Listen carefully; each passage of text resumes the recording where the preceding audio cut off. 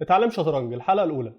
إيه هي الشطرنج؟ الشطرنج بتتكون من جيشين، جيش أبيض وجيش أسود. الجيش الأبيض بيتكون من 16 قطعة، برضه الجيش الأسود بيتكون من 16 قطعة.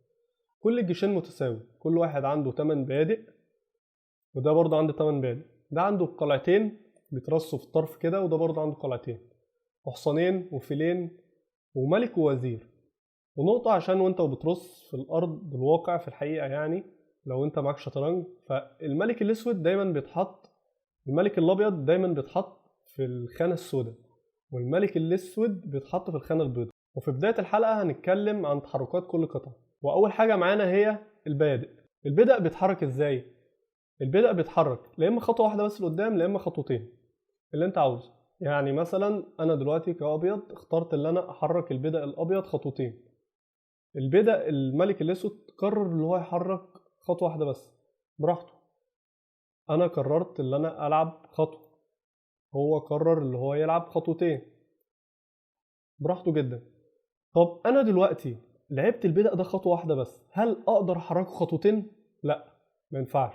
بمجرد ما أنت حركت البدأ من على الخط ده، ما ينفعش يتحرك خطوتين، بيتحرك بعد كده خطوة بخطوته.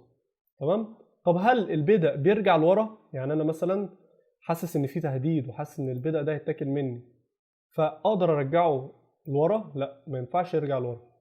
ده الحاجة الوحيدة اللي في الشطرنج اللي أنت ما تقدرش تحركها من مكانها بمجرد ما أنت لعبتها، هي دايما بتنطلق لقدام. تمام؟ فمثلا أنا قررت إن أنا ألعب خطوتين، وده قرر اللي هو يلعب خطوتين. إزاي البدأ بياكل؟ هل البدأ بياكل يعني في المقابل؟ ما بياكلش المقابل. طب هو بياكل ازاي؟ بياكل بالجنب. يعني البدأ ده، هل البدأ ده يقدر ياكل البدأ الابيض ده؟ يقدر ياكل البدأ ده؟ لا. بس البدأ الاسود والبدأ الابيض يقدروا ياكلوا بعض، فدلوقتي الدور على الابيض، فالابيض يقدر ياكل الاسود. طب هل البدأ الاسود يقدر ياكل البدأ الابيض؟ اه، يقدر ياكل البدأ الابيض، يقدر ياكله كده. طب هل دلوقتي البدأ الاسود او البدأ الابيض يقدروا ياكلوا بعض؟ لا، ما يقدروش ياكلوا بعض. تمام؟ فمثلا البدأ الابيض لعب كده، والبدأ الاسود لعب كده. انا دلوقتي هنا دلوقتي في اختيار للابيض، اللي هو يقدر ياكل او ما ياكلش براحته. فالبدأ الابيض قرر اللي هو ما ياكلش، عادي جدا. هل ده عليه خطر؟ لا، من البدأ ده لا، عشان هو ما يقدرش ياكل قدامه، وما يقدرش ياكل بالوش، هو بياكل بالجنب بس، وما يقدرش ياكل البدأ بمجرد ما عدى منه. في نقطة مهمة عاوزين نتكلم عنها، وهي ترقية البدأ. البدأ ده أضعف حاجة موجودة في الشطرنج، بس هي في آخر الجيم ممكن تبقى أقوى حاجة. بمعنى مثلا ده لعب كده، فأنا لعبت كده. هنا البدأ الأسود يقدر ياكل البدأ الأبيض، صح؟ هو كلب. وهنا برضو البدأ الأبيض يقدر ياكل البدأ الأسود.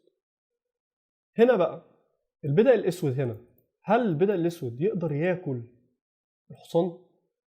لا. احنا زي ما احنا قلنا البدأ الأسود يقدر ياكل القلعة أو الطابية، أو يقدر ياكل الفيل. تمام؟ فالبدأ الأسود هنا قدامه خيارين، يقدر ياكل ده أو يقدر ياكل ده، أو ما يقدر، أو يعمل أي حاجة تانية، أو يلعب ده مثلا، عادي. بس هو مثلا هنا قرر اللي هو ياكل الطابية. فبمجرد ما هو وصل للمرحلة دي، فهو كده عمل إنجاز عظيم، إنجاز رهيب. فالملك بتاعه بيرقيه، بيكافئه، بيرقيه ويعملوا ايه، يحوله لوزير او حصان او طابية او فيل. فكده هو اترقى من المكان اللي هو كان فيها من بدأ لأي حاجة انت عاوزها. فطبعا هو بيترقى لأكبر حاجة هنا، فبيترقى للوزير. انا براحتي ممكن ارقيه لحصان زي ما انا عاوز، على حسب الوضعية اللي انت فيها، ودي هنبقى نشرحها في الفيديوهات اللي قدام. تاني حاجة عندنا وهي القلعة.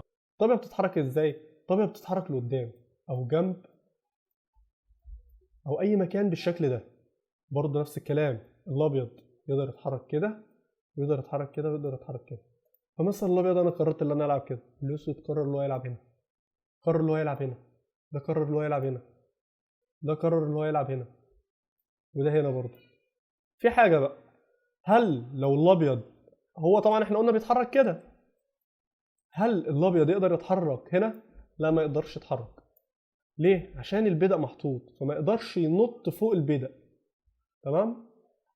سكته واحده بس ما يكونش فيها واقف قدامها اي عائق يقدر يمنعه اللي هو ينقل للمربع اللي بعده. نفس النظام للاسود، ما يقدرش يتحرك هنا. تمام. فالابيض مثلا قرر اللي هو هيلعب هنا.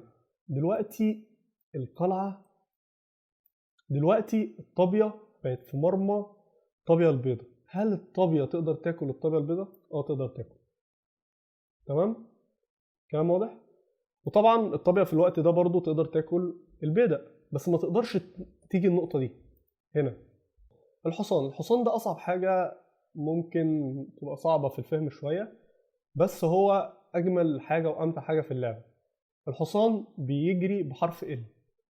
حرف ال بيتحسب طبعا، ما تجيش تقول لي حرف ال بمعنى كده، يعني حرف ال وكده كده، لا. حرف ال بيبقى عباره عن خانتين اللي هو بعد الحصان، تمام، وتيجي على اليمين، او خانتين تيجي على الشمال، او خانتين تيجي على اليمين الناحيه دي او هنا. فالحصان يقدر يتحرك هنا ويقدر يتحرك هنا ويقدر يتحرك هنا ويقدر يتحرك هنا. تمام. فانا مثلا الحصان الابيض قررت اللي هو يلعب، طبعا احنا قلنا ينفع يتحرك هنا، حركناه هنا. الحصان الاسود برضه يقدر يتحرك ازاي؟ احسب اي خانتين يمينك او شمالك او فوقيك او في اي اتجاه ويتحرك فيهم. بس طبعا ما تجيش تيجي تقول لي ان هو يقدر ينط على كل حاجه فيجي في الخانه، فانا عاوز العب الحصان الابيض مكان البدأ الابيض بتاعي. لا، مستحيل، دي ما ينفعش تحصل. ما ينفعش تيجي على البدأ بتاعك. الفيل بيتحرك ازاي؟ بشكل ايه؟ بشكل كده، بزاويه. الفيل الابيض والفيل الاسود. تمام.